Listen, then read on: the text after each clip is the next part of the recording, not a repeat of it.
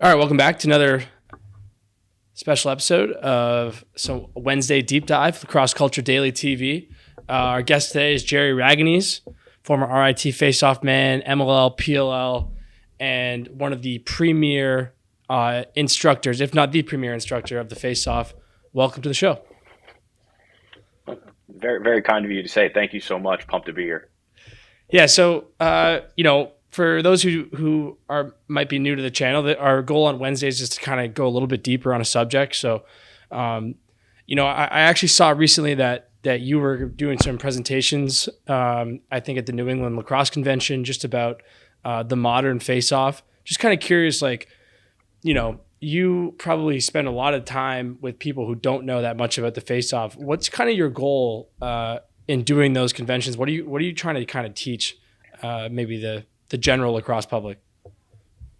Yeah, so I think when you go, you're dealing with anybody at a convention, it's somebody who's looking to just expand their knowledge of the game. Normally, it's dads, it's high school coaches, it's youth coaches, and those guys, they're trying to absorb as much information as possible. And even in the age of the internet, um, there isn't that much lacrosse content out there for guys to digest. So being on site in person, to sit there and kind of be there for these guys, for them to pick your brain. Even after a presentation, I sat there for 2 extra hours, just kind of guys lined up, and we were just kind of just having a little chat at the table next to where we presented. Guys just kind of throwing random scenarios. If this happens, what do I do? So basically, I'm just giving them some live action coaching. But the goal is to, just be in front of people and be able to have those rapid fire discussions. I had been at the Faceoff Academy. Greg Ranley and myself would present at the U.S. Lacrosse Convention. Unfortunately, that's since been disbanded, but we did that for 12 years, and we would, sit in front of 1,000 people and try to get as much, our voices would be dead by the end of the day, just with how much talking we're doing with these, guys who are just starving for knowledge. So the goal is just to get in front of as many people and to drive as much information to those guys as possible. Yeah, absolutely. So want to talk kind of a couple of different subjects here, on the subject of the face-off. But we put up an article yesterday about Trevor, kind of talking about the rules a little bit and talking about maybe the proposed changes. I think you've kind of said your piece publicly on the proposed changes, but maybe just a thought on in terms of the college rules right now. Where do you see them as a face-off guy, someone who's kind of in deep with it? Do the rules make sense as they are right now? And I know your thoughts on the proposed changes, but what would you change if anything? So I think right now, if you talk to any of the guys, and I talk to most of my evenings are spent just talking to my current college guys. Guys will call, will either complain or ask questions and or vent or say, "Hey, I've got this situation. What do I do next?" And I'm just a soundboard for those guys. And the feedback I'm getting is basically the reaction portion of the face-off has been removed from the college game. You basically go if you, guys know the officials and everybody knows who has the faster whistle. So guys are just, and I don't want to say that they're guessing, but they're anticipating, hey, this whistle is going to be fast. And if the official just doesn't care or doesn't want to make those calls, oh, it looks clean, the ball's out, we're in play. Um, the officials is happy with it because it's not a tie up. He can't get in trouble. It's basically we're trying to sweep an issue under the rug of just, hey, the ball's out, we're in play, but it's removing uh, the what makes that position special is if a guy is great, we're not letting guys be great at the position because we're trying to level the playing field by just getting the ball out. Now, personally, I don't think that we should have lockups. I don't think necessarily 30 lockups where guys are spinning around in circles. The whole game is good. But when they do happen, in the rare situations that they do, normally inside the cross or one other social platform picks it up and people are cheering in the stands and everyone's like, well, the face off is awesome. So from a front facing standpoint, I think the position itself is fine. What I think we need to do is just hold these referees accountable because these guys hold all the power. If guys are leaning, it's very obvious. This is straight up and down. This is leaning. We all have eyes. And those guys are standing on the line looking at them. They can make one call and If you go back out there and lean, or you go back out there and go early, if you do any violation and you get called a second time, every one of these guys talk to one another. They will put it out there that referees are calling this the way it's supposed to be, and everything will change overnight. But for some reason, I could not tell you, we allow, I don't want to say cheating. Cheating isn't the right word. We allow guys to take as much as possible, and we don't hold them accountable.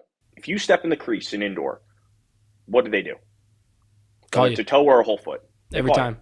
Every time. Yep. There's no gray area, and those are the rules, right? There's no rule book that needs to be rewritten because, oh, his left pinky toe touched the line, and we're not really sure where that stands. For some reason, with faceoffs, we have this gray area. If you go back to the rule book, every single thing says you must move the ball in one step. You have to be straight up and down. Guys who move early, it's a violation. Those are all there. There's no reason to rewrite the rules. It's already there, black and white. So for guys to kind of propose new rules without looking at the old stuff, the real issue kind of, again, goes back to the officials. And again, I am the guy who wants the officiating clean. I want hands off the plastic, straight up and down. You're waiting for the whistle. If you go earlier, you're done. Those are the rules. I like rules. Rules are what keeps us all, where we need to be. So as far as the proposed rules, the whole no clamp thing, I think that got blown out of proportion because Inside the Cross wanted some headlines, and I can appreciate that, but it just makes a very long couple weeks for me. These guys can't officiate the game at the speed it's going right now. To decide what a clamp looks like versus a guy who rolls his stick over the top of it, which is called a reverse clamp to move the ball, there's nobody who isn't educated with many years of positional technique is going to know what they're looking at. To the naked eye, it's too quick, and the ball's out, and you're like, okay, am I going to stop this because I think the guy rolled his wrist versus rolling it backwards? It's a silly and when you really look at it, down to the D3 levels, that's why we didn't have a shot clock for many years, is because D3 couldn't afford the clocks at the lower levels. Same thing here. You got guys coming from jiu-jitsu officials, softball officials coming to games, and they're like, all right, let's just, collect this $120 paycheck and, get this game going and do what we can. And God bless those guys. We need them. But to ask of them to know this very minute nuance that has a massive impact on the game is unfair. And it's not possible. So I think those rules that they were kind of proposing are going out the door, but I think there's going to be a emphasis on what the old rules are and calling them. I'm hopeful. What I would like to see is us going back to the pre-COVID mechanic where guys would go down first and then the ball would go through their stick. Because if the guys are leaning, you can't put the ball through the stick. Well, there's clearly an adjustment that needs to be made. You put the guy straight up and down and say, hey, guys, if you move, I'm calling you. And that's kind of it. And that's how you hold everybody accountable right then and there. And it adds maybe 30 seconds to the game, overall, as long as guys aren't, continuing to move. And if you call them once, it's kind of guys are going to know what's up. These guys aren't stupid. If you give them an inch, they'll take a mile. But if you hold their feet to the fire, guys are going to do what they're told. So just to clarify for fans, what would be the difference between that mechanic that you're talking about and what we have now? Now the ball goes down first, correct? The ball goes down first and guys can kind of roll into the play. And you have a referee who's on either side looking down the line or behind them, depending on their preference. Most of the guys who are looking down the line are just looking to see that, a guy isn't going early, but they're not necessarily calling if a guy's leaning or not. And a leaning is a massive advantage, especially at the college game, given how fast that the whistles are. You're starting to race 5 yards ahead of another guy. And so if a guy sees one guy leaning, he's going to go, oh, I'm not going to get my teeth kicked in the entire game on national television. I'm going to lean. And then it's very obvious to us because we have the camera technology to watch two guys look like, two leaning towers of Pisa on national television. And then everyone's like, oh, look at the cheating. The cheating is so rampant. It's ridiculous. How do we the position needs to be rethought of? No, just the guy in the stripes just needs to make a call. The same reason we freaked out about poor Matty Palem when he got the call wrong in the semifinal national championship is the same thing we need to do when we have face-offs issues. You go to the officials, you say, hey guys, we got to correct this. He made a mistake. But for some reason, because it's this weird Oh no, it's those weird face-off guys. I don't know. They're doing something over there. It's a bunch of guys that hold a stick like this and they go like that. Yeah, If you it's ask funny. anybody I on did Twitter, I wrote an article about rules changes, and I wrote a bit about how face-offs are like politics. Like you either love them or you hate them, yada yada. But the one thing that really is like politics is it's people legislating them that actually don't aren't experts in the field. It's like when politicians are legislating on like AI. It's like people making rules for a mechanic they don't necessarily understand. Um, I did want to kind of transition this from the rules into one of my goals in this series and a lot of the work I'm doing on the cross culture is to kind of help fans maybe watch the game in a different way. So I want to talk about what fans should be watching when they're watching a game, and I want to start that with a question of I play in the NLL. The face-off guys almost all look at the referee. Why do they not do that in the NCAA from a face-off man's perspective? What would be the differences, and why do you not see college kids looking at the ref? so originally, a long time ago, back when you were just a young pup, there was a gentleman named Jeff Snyder. I think your dad knows him very well. Yeah, I know So Jeff. Yep. the yeah, unfortunately, Jeff is an old and good friend. But originally, both leagues did the same mechanic, and then the NCAA as well. You held your hand up. They would say they would say down, and then when the guy would drop his arm, that was the cue to go. But when he would drop his arm, he would simultaneously blow the whistle. Now, some guys just didn't have they just couldn't sync it up very well. So if you watched a referee drop his hand, it was a visual cue. You could go. When Jeff Snyder was at Denver, he would just look up at the referee and wait for the guy just to move his faders, and he would get a jump on the ball. Not illegal. That was just what you were allowed to do back then. And Jeff wound up, killing everybody. And enough people complained about it. They said, okay, well, we got to get rid of the physical dropping of the hand, and it needs to be audio in an audio cue. So that's why there's a difference between the field officiating and the indoor officiating. Is that Jeff Snyder ruined it for everybody. That's um, but that's to the best of my understanding, that is why they made that rule change. But that is the difference between box and field. If you look at the box game, guys are looking up at the referee because they're looking for that hand drop. It's funny, if I'll take reps with Trevor or any of the other NLL guys during the season, we have a varying set of whistles that we use, whether it's PLL or NCAA, and those guys just go. I don't really care. I'm not even listening for the whistle. I'm just looking for a movement. So it's a very different. It's a very different firing pistol depending on the time of year.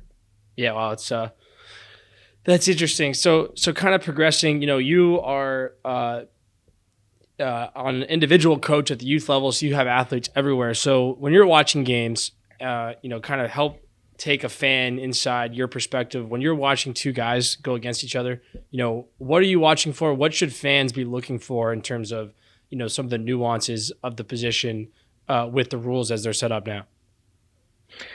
So I think that if you want to really enjoy what you're watching, if you watch MMA, you just assume guys are just punch UFC, I should say. If you watch UFC, you expect guys to just like punch and choke each other. But where the real nuance is how they get to those positions and what they do to set guys up to land those strikes. Everybody gets excited about a haymaker knockout, but you don't really realize the five things that went into getting to the position to order to make that strike.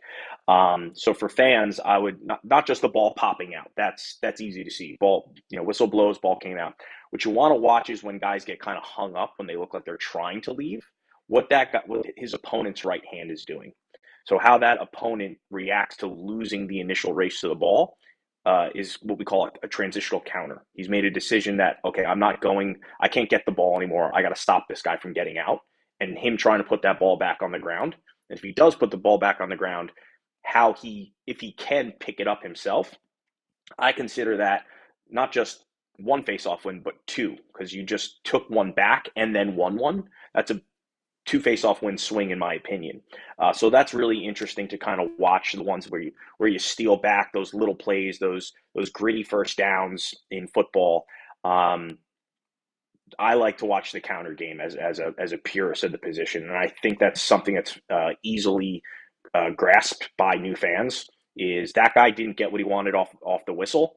but he stopped the guy from going forward and picking up the ground ball. And there's bodies on the ground, tough GBs are ran out. I think that can bring in new fans to not just watch what looks like to be a kickoff after every goal, but how those guys actually get the ball. And again, the camera work is for the most part really good nowadays. Um, so you can sit there and appreciate kind of what those technicians are doing. Is it easier or harder to counter guys with the difference in rules? It seemed, when the motorcycle grip, it seemed like there wasn't a whole lot you could do. I think getting to carry the ball in the back of your stick probably had an impact on that as well. I think in large part the rules were at least the goal of them was to make guys a little bit less dominant. But we've seen the best guys, pretty much like guys like Trevor and stuff like that, are pretty much as good as they were before. So is it easier to counter now? And what would be the differences in, going up against a superstar guy now versus maybe a few years ago? So the ball in the back of the stick, yeah, you couldn't, if you had the ball, it was over because you couldn't stop the guy from picking it up. He would run to a safe spot, flip it in front of his stick, and, it was over. Um, Then once they got rid of the carry rule in the back of the stick, if you were really athletic and could hunt a guy down, you could check his bottom hand while he was going to pick up the ground ball and get a piece of it. Um, but still, everybody stayed on a knee. You could stand. We worked on standing back then, but nobody did it until John Garino made it popular when he went up against T.D. Erlin, Jake Withers, and Trevor Baptiste and beat all three of them. And won. He was a fourth string guy on Maryland. And wound up, being the tournament MVP and won a national championship. Maryland won it on his back because he went standing when nobody else did. And that just kind of threw a wrench in everybody's gear. And then it became apparent, hey, you can beat knee down guys by standing and being, aggressive and using the bottom part of your stick to knock the ball out. But nobody had seen it before, or not in a very, very, very long time. Um, Once they made and he was the only one to do it for a while. Once they made the standing neutral grip rules, that brought a lot more of the counter game into things because you couldn't just tie up and spin around. You could, but it was very easy to take the ball from you because you were just off balance, and moto grip allows you to push down where this is a little bit more of a natural motion.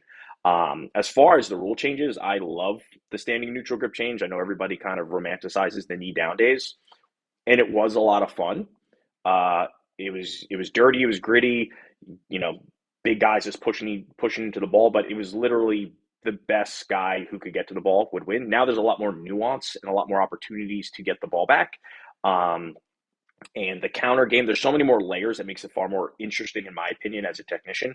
Um, and also, it's going to extend guys' playing careers many, many years. It's way easier on the body. It's the reason I'm 37 and still playing the game.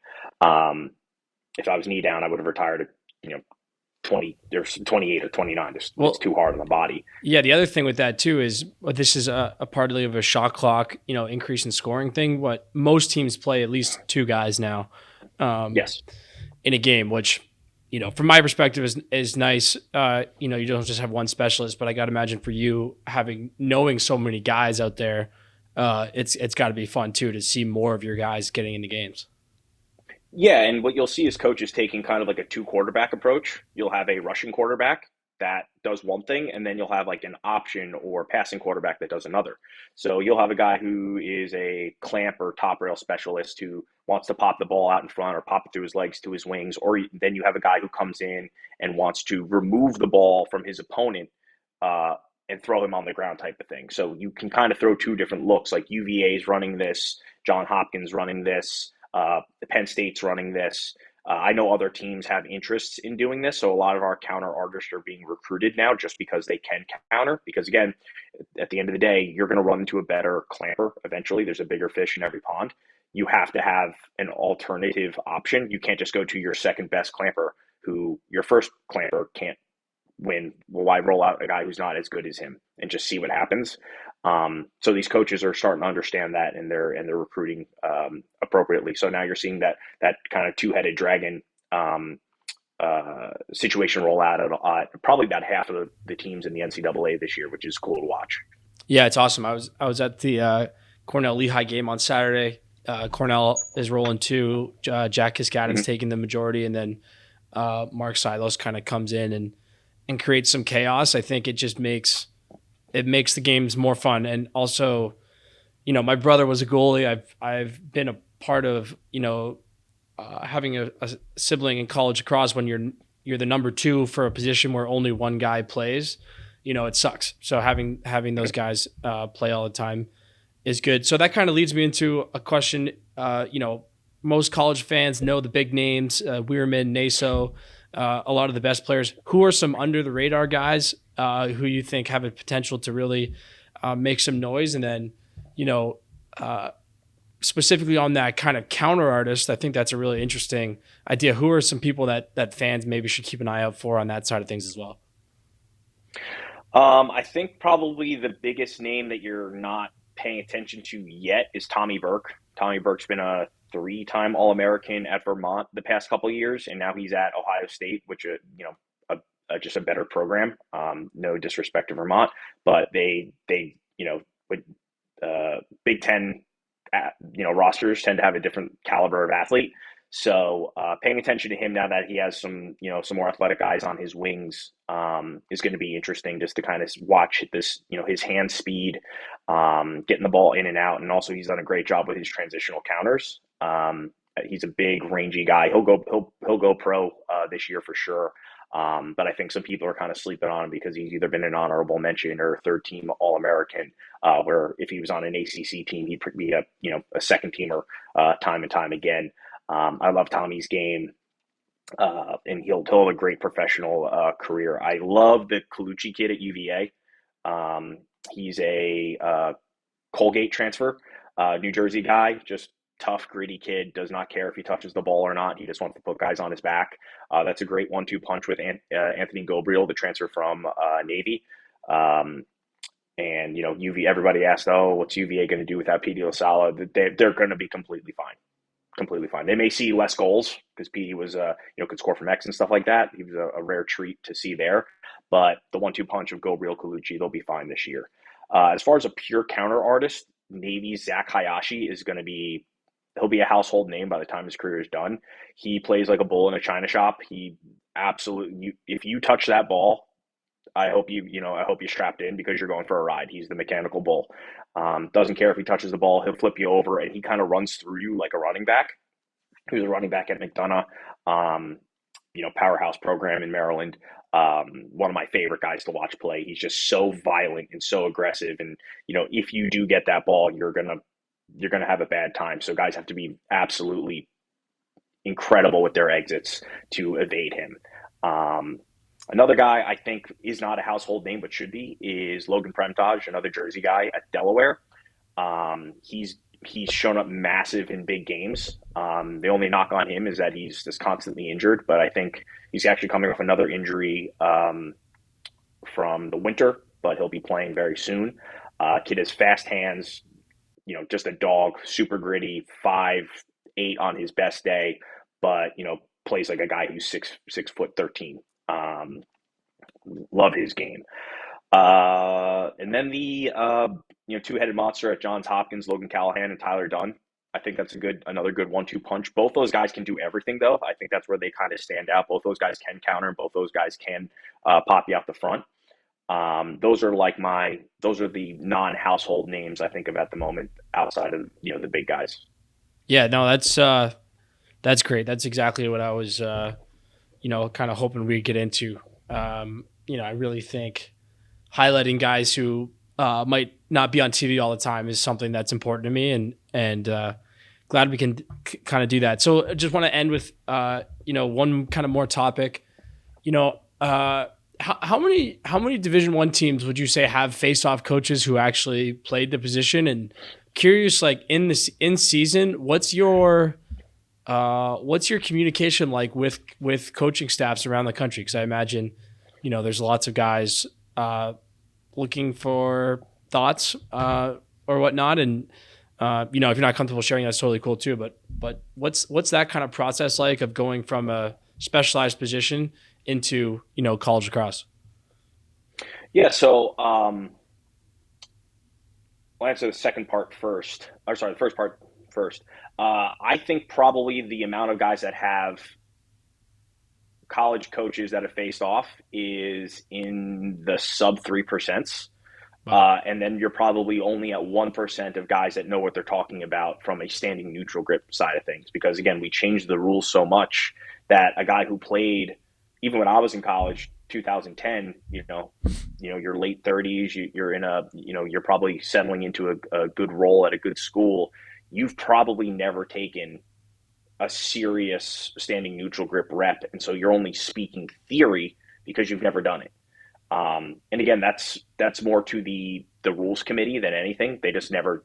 It's literally every 700 days they've been changing the rules since 2010. Yeah. So it's been tough for guys to kind of keep up, and that only makes guys like me more valuable to these coaches. Fortunately, a lot of these coaches are friends, and we have a good symbiotic relationship where they use us as a resource, and we help them with their recruiting pipelines and give them an eye on who's coming up, who's valuable, what we think from a professional standpoint. Again, I tell my kids, unfortunately have to grade you like meat. I like all of you, but I have to grade you like you're a piece of meat. Are you A5 Wagyu or are you rump roast? That's what I have to tell a coach, because that's how a coach looks at a player. He says, is this guy what I need to put out there? So we're basically the eye on the ground for them. And then a lot of coaches, God, I think we probably work with 95% of the Division I rosters right now, between the 30 guys out of Faceoff Academy. Just being a reference point for a lot of these guys. They say, hey, listen, we have a big matchup versus against Zach Hayashi. How do we beat him? And meanwhile, I'm talking to Zach Hayashi personally on how to beat the coach that just called me. So we're basically just giving them both equal playing fields on what you're going to see. We do, obviously, I don't want to call it client privilege. We're not going to tell the other guy, hey, this is what I told him to do this. But hey, in watching the film, this guy's a big top rail down guy. Make sure you're shooting his hands quickly, because he drops his feet back and tries to defensive exit. You can pluck his hand off the ground and make the kickstand of the bike fall over, because he's keeping a lot of weight on his right hand. It's mostly that kind of stuff. And then wing play scenarios. So, it's not rocket science, but, if you don't know how to do basic addition, 2 + 2 may as well be rocket science. And a lot of these guys, they're more worried about, hey, we're scoring goals, we're doing lockdown D. Very similar to kind of the goalie situation. I don't really care what happens as long as my goalie's stopping the ball. But when he's not stopping the ball, well, how do I fix this? And normally that's our 911 call. Yeah, no, that makes sense. Super, super interesting. I've seen, played on teams that had them, played on teams that didn't have them. It's I was just thinking about that yesterday. It's an interesting, it's become such an important part of the game relatively recently, or well, not, it's been always important, but it's obviously become specialized more relatively recently. So it's no surprise that no one who's 40 and above grew up really taking all these face-offs, or maybe 50 and above. So yeah, anyways, that's all the questions I had. Thanks for doing this. I hope people learned something. I know I for sure did. And you were my introduction to pro lacrosse. We spent some good times there and up at U Albany. Great times. Good. It was a short stint, but a good one. Yeah, exactly. And then I saw you when my eyes were crusted over in an airport, learning what pro lacrosse really means, like traveling the day after a night with the guys. So good times. Yeah, we'll see you around, and thanks again for doing this. All right, thank you so much, my friend. Have a great day.